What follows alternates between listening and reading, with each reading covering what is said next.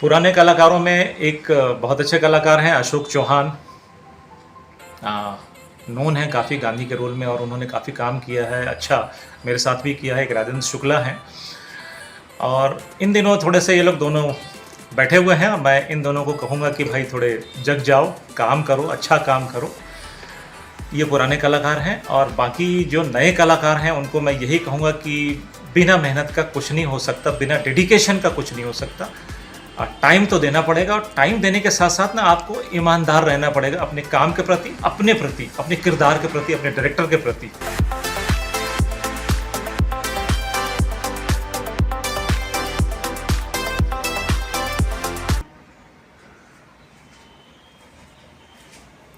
नमस्कार, मैं हूं विनोद कुमार सिंह, फिल्म लेखक और निर्देशक।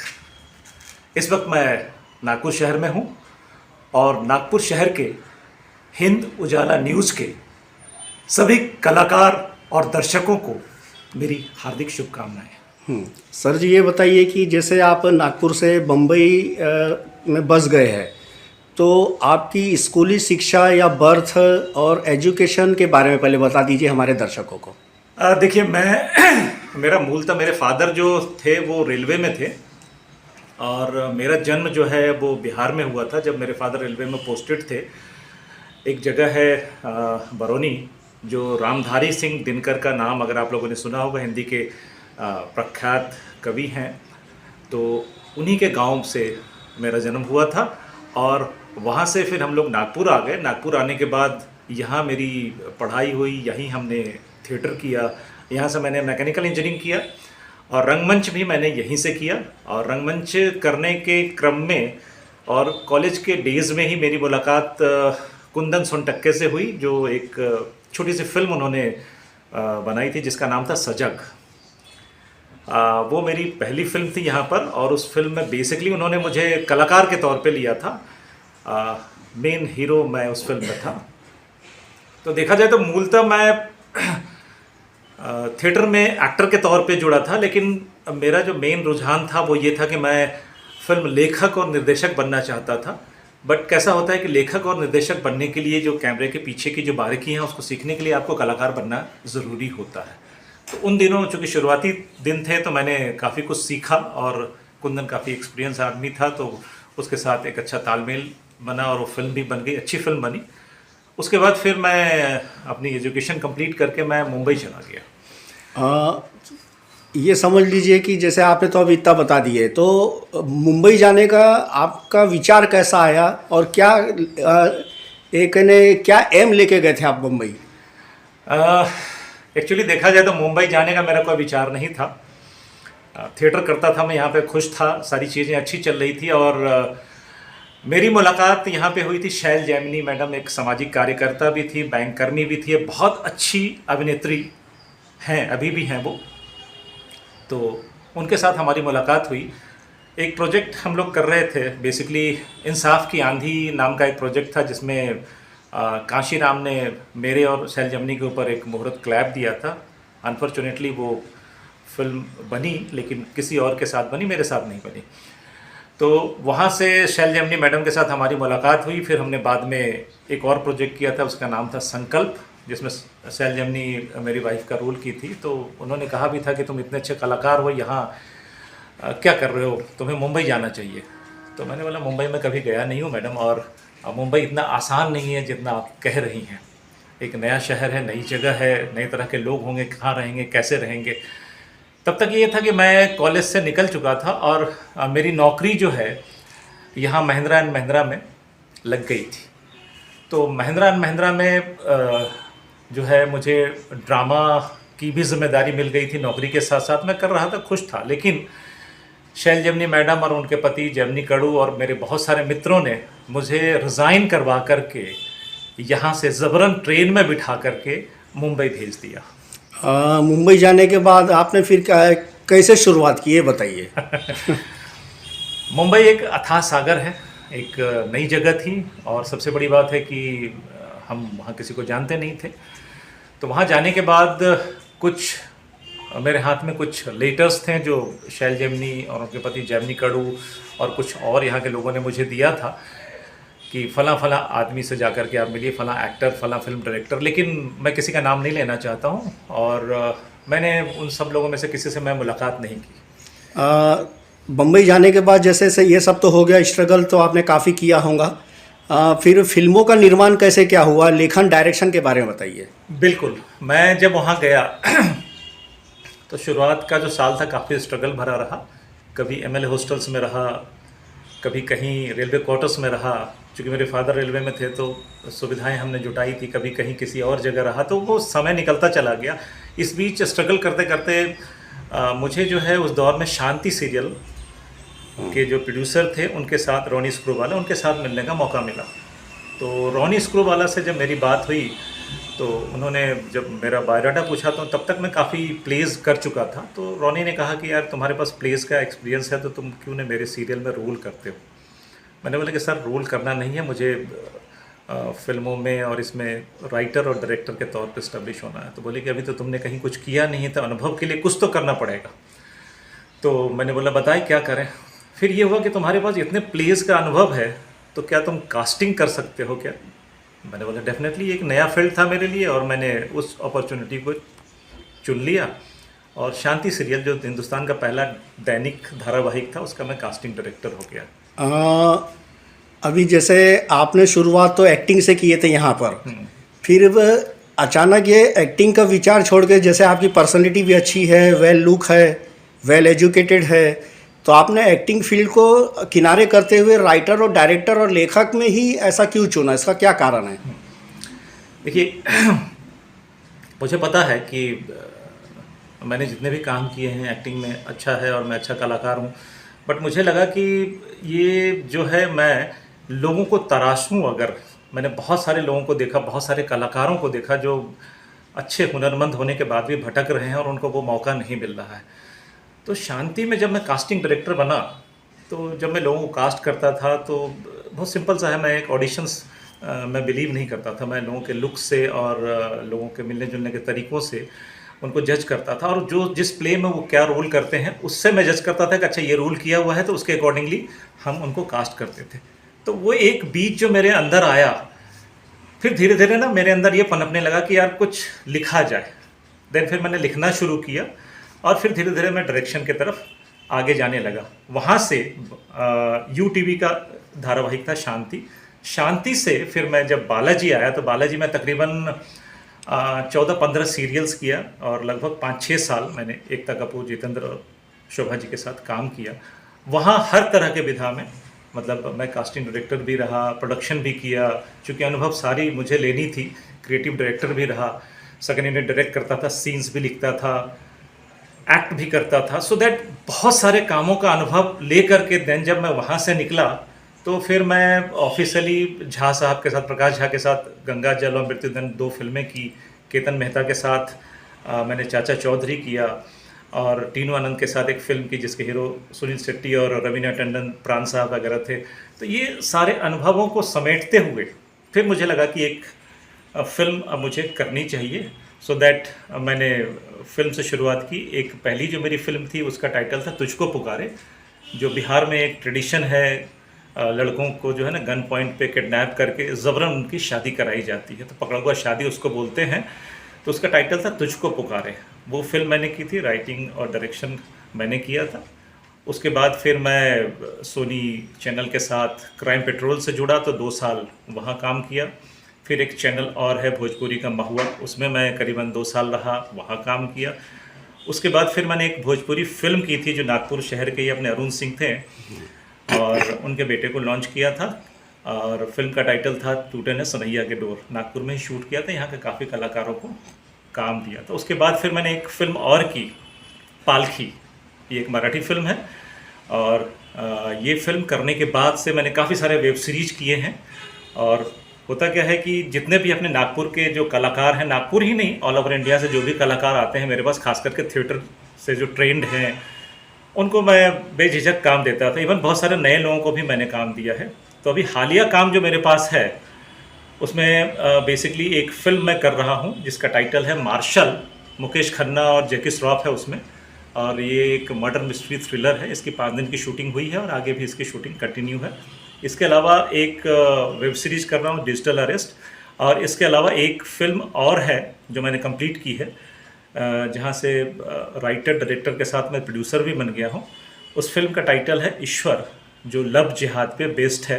2 लैंग्वेज में मैंने की है, छत्तीसगढ़ी और हिंदी, और अभी अभी ये जस्ट फिल्म कंप्लीट की है। अब इसके बाद आगे की जर्नी हमारी यहाँ से शुरू हो। जैसे अभी आपने अपनी अंतिम फिल्म के बारे में लव जिहाद कहा है, हाँ जी। और वैसे भी आजकल देश में राजनीति में हिंदू मुसलमान चल रहा है, तो आप एक कलाकार के नाते, लेखक और डायरेक्टर के हिसाब से किस नज़र से देखते हैं इसे? देखिए, हिंदू और मुस्लिम बेसिकली कहा जाए तो कोई मतलब हम मनुष्यों के द्वारा बनाई हुई जो है ना जातिगत चीज़ें हैं।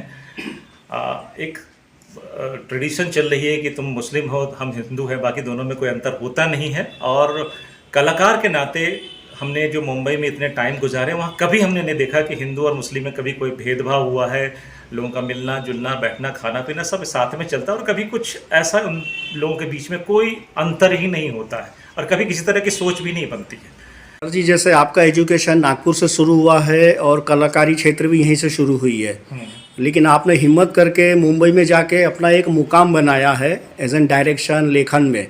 देखने में ये आता है कि नागपुर के कलाकार वो मुकाम नहीं बना पाए, ऐसा क्या कारण है? देखिए, नागपुर के कलाकार मुकाम नहीं बना पाए हैं ये कहना गलत होगा, क्योंकि मैं भी नागपुर से निकला, और मेरे पहले भी काफ़ी लोग मुंबई जाकर के उन्होंने अपना मुकाम बनाया है। और सबसे बड़ी बात है कि काफ़ी हुनरमंद लोग यहाँ पर हैं और अपनी अपनी जर्नी में हैं, फेल नहीं हुए हैं, लगातार प्रयास कर रहे हैं और अच्छा काम कर रहे हैं। जिसमें मैंने सबसे पहला नाम लिया था शैल जैमिनी, और उन्होंने काफ़ी अच्छा काम किया था और अभी भी कर रही हैं। उसके बाद सोनू चौरसिया है। सोनू ने मेरे साथ काफ़ी काम किया है, मेरे साथ ही नहीं और बहुत सारी फिल्में उन्होंने की हुई है, और अच्छे बड़े रोल्स किए हैं, अच्छे कलाकार हैं, अच्छे इंसान हैं। तो उनकी एक अपनी पहचान नागपुर में ही नहीं, मुंबई में भी है। इसके बाद अभय यादव पत्रकारिता की दुनिया से आते हैं, लेकिन एक अच्छे कलाकार हैं, और पहले भी उन्होंने मेरे साथ काम किया है। और इस बार जो मैं फ़िल्म कर रहा हूँ, ये लव जिहाद की जो मैंने फ़िल्म कंप्लीट की है, जिसका टाइटल, टेंटेटिव टाइटल है ईश्वर, उसमें प्रमुख भूमिकाओं में सोनू चौरसिया और अभय यादव हैं। शैल जैमिनी भी हमारे साथ हैं। अनिल पालकर एक नाम है जो वो भी काम कर रहा है यहाँ पे, ठीक ठाक ही काम कर रहा है, उसके प्लेस और बाकी सारी चीज़ें होती है। सजग में वो हमारे साथ था। इसके अलावा बहुत सारे और कलाकार हैं जिनकी जर्नी मैं ये करना चाहूँगा कि वो लोग लगातार विलास उज्जौने हैं, वो करते रहते हैं, गिरीश के यहीं से हैं। तो काफ़ी सारे लोग हैं जो काम करके अपनी मकाम बना चुके हैं। अब ये है कि जो बाकी लोग हैं, टैलेंटेड काफ़ी सारे लोग हैं, लेकिन उनको वो जगह नहीं मिल पाता, जिसका मैं विश्लेषण अगर करूँ तो सबसे पहली बात ये आती है कि फ्रैंकली बोलूँ तो यहाँ पर ना डिसिप्लिन्ड नहीं है। जो इंसान को एक डिवोटेड होना चाहिए, डिसिप्लिन होना चाहिए कि नहीं मुझे ये करना है तो करना, एक ज़िद होनी चाहिए, उस ज़िद पना की जो कमी है ना। अब जैसे किसी को मैंने कहा कि यार कल सुबह 9 बजे की शूट है तो तुमको 8:30 तक यहाँ पहुँचना होगा, तो वो लोग 9 क्या 9:30 10 बजे तक भी नहीं आते। फ़ोन करो तो पता चलता है कि अरे फला काम करके आ रहा हूँ। तो ये जो एक है ना टेंडेंसी, ये टेंडेंसी हर इंसान को, हर कलाकार को थोड़ा पीछे की तरफ लेके जाते हैं। दूसरा, इसके अलावा और क्या आता है कि आप ना एक आपके अंदर जो डिवोशन होना चाहिए कि नहीं मुझे ये करना है, मुझे अचीव करना ही है, ये रोल के अंदर कैसे अपने आप को ढालूं, क्या करूं, कैसे मौका देखूं, वो नहीं हो पाता। फिर क्या करते हो आप, कभी दुकानदारी में लग जाते हो, कभी किसी और काम में लग जाते हो, कभी कहीं और कुछ करने लग जाते हो, तो आपका जो एम है ना थोड़ा सा भटक जाता है। इस वजह से मुझे लगता है कि फेलियर होने के चांसेस थोड़े यहाँ बढ़ते हैं। देखने में ये आता है कि पहले नागपुर शहर में 20 साल पहले या 10 साल पहले कुछ 20-25%, 50% युवक युवतियाँ कलाकार बनना चाहती थी, लेकिन जब से टेक्नोलॉजी आ गई है तो ऐसा नहीं लगता है कि अब युवक युवतियों में कलाकार बनने की भावना ख़त्म हो गई है? नहीं, देखो एक बात मैं कहूँगा कि इसके अंदर जब से ये रील्स का जो शुरू हुआ है ना, तो रील्स एक अच्छी चीज़ है, एक अनप्रोफेशनल एक्टर को भी एक्टर बनाने के लिए उत्प्रेरित करता है। अब ऐसे काफ़ी सारे नाम मैं लूँगा जो जिनको मैंने जोड़ा है, जिसके अंदर एक दीप्ति पटेल है, जो मेरे साथ एक सीरीज़ की थी, पाजी दी लव स्टोरी कॉमेडी सीरीज़ की थी, उषा अमेसर है। ये इन लोगों को मैंने बेसिकली रील्स में देखा था और रील्स को ही इमोट करती थी। तो फिर मैंने इनके साथ काम किया, वर्कशॉप किया, तो इन्होंने अच्छा काम किया। तो कहने का मतलब टेक्नोलॉजी को इस्तेमाल कर रहे हैं बिना किसी जानकारी के, तो अगर उनको गाइडेंस मिल जाए तो वो लोग अच्छा कर सकते हैं। जैसे कि अब मैंने ये जो फिल्म की है ईश्वर, इसके अंदर मुख्य भूमिका में नीलेश मालवीय है और हर्षदा जो यहीं नागपुर से है। तो हर्षदा ने भी काफ़ी अच्छा काम किया है, थिएटर से है। और उसके अलावा साहिबदास मानिकपुरी है और शिवम है। बहुत सारे कलाकार नागपुर के हैं और बहुत सारे कलाकार छत्तीसगढ़ से हैं। छत्तीसगढ़ के जो हैं पुष्पेंद्र सिंह है। तो कहने का मतलब है कि मंजे हुए कलाकार भी हैं और जो कहते हैं कि नए कलाकार जो खास करके वो रील्स बना करके भी आए हैं। तो हम उन सब के साथ बैठ करके जब वर्कशॉप करते हैं ना, तो एक डिफरेंस उन के बीच का ख़त्म हो जाता है। और कैसे मीडिया का यूज़ करना है कि जब हम मोबाइल पे रील्स बनाते हैं और जब बड़े कैनवास पर आकर के हम फिल्म्स करते हैं कैमरों के सामने, तो कितना डिफरेंस आता है वो लोग समझ जाते हैं और अच्छा काम करते हैं। उन्होंने किया भी है। शहर के पुराने कलाकारों को और जो नए कलाकार प्रवेश कर रहे हैं उनको एक अच्छा सा बेहतरीन संदेश दे दीजिए। पुराने कलाकारों में एक बहुत अच्छे कलाकार हैं अशोक चौहान, नोन है काफ़ी गांधी के रोल में और उन्होंने काफ़ी काम किया है, अच्छा मेरे साथ भी किया है। एक राजेंद्र शुक्ला हैं और इन दिनों थोड़े से ये लोग दोनों बैठे हुए हैं। मैं इन दोनों को कहूँगा कि भाई थोड़े जग जाओ, काम करो, अच्छा काम करो। ये पुराने कलाकार हैं और बाकी जो नए कलाकार हैं उनको मैं यही कहूँगा कि बिना मेहनत का कुछ नहीं हो सकता, बिना डेडिकेशन का कुछ नहीं हो सकता। टाइम तो देना पड़ेगा और टाइम देने के साथ साथ ना आपको ईमानदार रहना पड़ेगा अपने काम के प्रति, अपने किरदार के प्रति, अपने डायरेक्टर के प्रति। आप जब आते हो किसी यूनिट में शूटिंग के लिए ना, तो आपको फेथ रखना पड़ेगा अपने डायरेक्टर पे। आप आते हो शूटिंग करने और वहाँ रील बनाने लग जाते हो। आप आते हो शूटिंग करने, आप काम छोड़ करके गप कर रहे हो। आप आने शूटिंग करने तो देख रहे हो खाना क्या है, उधर क्या हो रहा है, ये क्या हो रहा है। आपका जो ध्यान जो भटक रहा है ना, वो छोड़ करके सिर्फ और सिर्फ रोल में लगो। एक छोटी सी बात बताना चाहूँगा, मैंने जो मराठी फिल्म किया था पालकी के जो मुख्य किरदार में थे, जिनकी फिल्म श्वास जो है ना गई थी ऑस्कर के लिए, वो खुद भी अच्छे एक्टर हैं, डायरेक्टर हैं। उनका नाम है अरुण नलावड़े। अरुण नलावड़े जो है, जब मैं उनको बुलाता था सेट पे, तो एक बार मेकअप कर लिया तो मेकअप करने के बाद कैमरा के पास आकर के बैठ जाते थे और टिल पैकअप वो बैठे रहते थे, देखते रहते थे। मैं बोलता भी था कि सर आप जाओ ना अंदर बैठो, जब आपका शॉट होगा बुला लूँगा।